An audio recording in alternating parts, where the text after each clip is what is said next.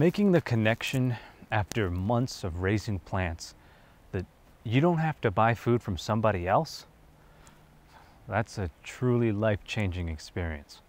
Now, like many of you, I come from families that only 2 or 3 generations ago lived on farms.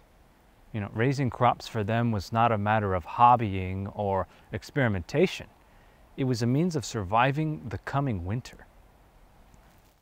This serves as a most revelatory reminder that not only is agriculture our heritage, it's also an ongoing practice worldwide that, left in the hands of a few, can determine the quality of life for billions of people. But in the hands of those billions, agriculture can determine the health of planet Earth, its many ecosystems, our own lives, and of course, the lives of our children and those that live after.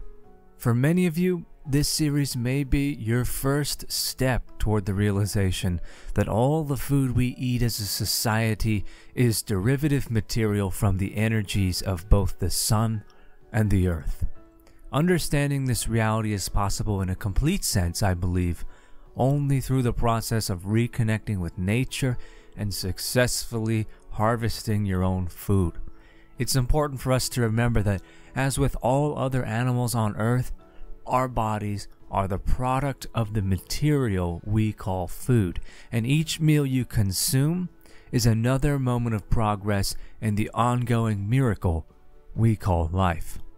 In my first spring of gardening, I successfully grew tomatoes, tomatillos, corn, quinoa, sunflowers, cucumbers, sweet potatoes and yams, jalapenos, poblanos, serranos, cayenne, bell and nardello peppers, onions, kale, basil, parsley, wheatgrass, lettuce, eggplant, cilantro, cauliflower, and catnip. Some of you may have a history or perhaps a bad habit of seeing things like vegetable gardening as just more work. It's something that would otherwise be detracting from the time you spend with your television, perhaps your family, or in your social life. But I just can't help but feel like that is an unhealthy mindset to be in, and that it's inconsistent with productivity in your journey through life. Now, personally, not only did I intensely enjoy the process of growing my own food, hard work though it was, with the bounty of fresh, organic, homegrown food as my reward, which, by the way, resulted in some of the finest tasting dishes that I've yet had the pleasure of eating in my life thus far. This work, it's been a most satisfying joy.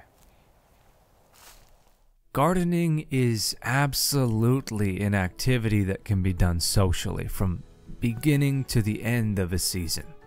I can imagine no greater bonding experience with children, and very few lessons more important. I can imagine no better use of empty space or lawns in America and around the world. I believe that almost nothing would more quickly transform the thinking and actions of everyday families if they would only just begin cultivating food at home. In future episodes of this series, I intend to share more ways that anyone can participate in the modernization of agriculture, even in the smallest of ways and in the smallest of living spaces.